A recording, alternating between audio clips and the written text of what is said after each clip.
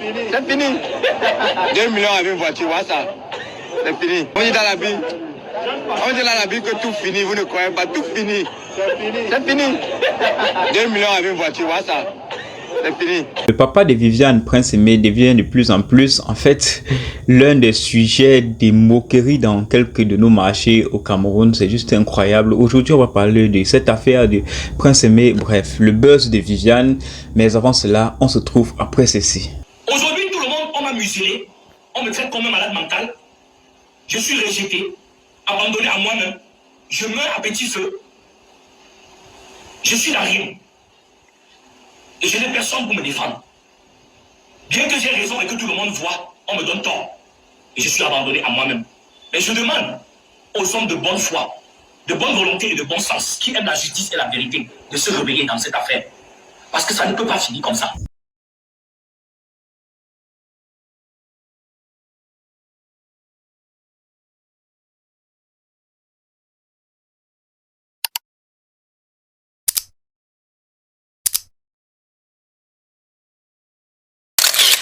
En 2024, l'histoire de Prince Aimé a vraiment failli changer, mais dû aux hypocrisies, à la mamaille, à la manigance de quelques de ses proches et de quelques personnes qui voulaient profiter en fait du buzz de Viviane, il s'est retrouvé dos au mur et face à son propre destin. Avec la traîne de Bordeaux les Kunfa qui a fait le tour de la planète planétaire, vraiment c'était un peu de partout. Viviane, bref, c'était un peu de partout. Les gens ont même fait des remixes en rapport avec la même chanson. Il y a eu des featuring, des remixes, bref. Mais autour de cela, on était vraiment très dormant. On a tellement festivé Viviane qu'on oubliait même le sujet même. Parce qu'on l'utilisait juste comme un portrait, comme un objet d'art et on le passait un peu de partout disant que voici l'artiste.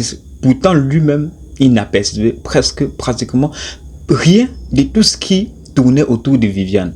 C'est un peu malheureux. Bon, c'est vrai que les gens vont me dire, tu parles de cela, tu as quelle information à propos du buzz de Viviane et tout ce qui va avec. Mais voir que la situation dans laquelle Prince Aimé se trouve aujourd'hui, il ne mérite pas tout simplement cela. C'est vrai que vous allez me dire qu'il a une mauvaise bouche, qu'il ne se retient pas et qu'il parle des chiffres qu'il ne maîtrise pas. Mais il faut savoir que le buzz de Viviane a vraiment tourné un peu de partout. En Afrique, en Amérique, en Asie. Quel influenceur, créateur de contenu n'a pas utilisé en fait la traîne de Viviane là pour avoir des vues sur TikTok? Faut pas être juste imaginaire ou bien ingrat à un moment, si il peut le dire.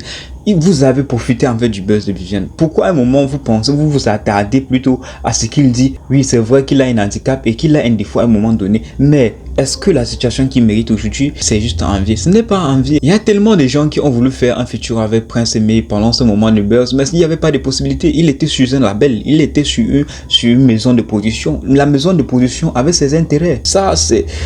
Bon... Quand je vais dire les choses dans cette vidéo, on va dire que tu parles de trucs que tu ne maîtrises pas. Mais est-ce que la situation que Prince Aimé vise aujourd'hui est à envier? Est-ce qu'il mérite cela? C'est vrai qu'il bavarde à un moment donné que ça détracte des personnes et qu'il veut vraiment lui faire taire. Mais... Bon les gars, je vais pas trop m'attarder, sinon je vais dire des choses qu'il ne faut pas, des choses que vous allez venir me demander. Est-ce que tu étais le porte-parole de tout ceci? Qu'est-ce que tu en sais de cela?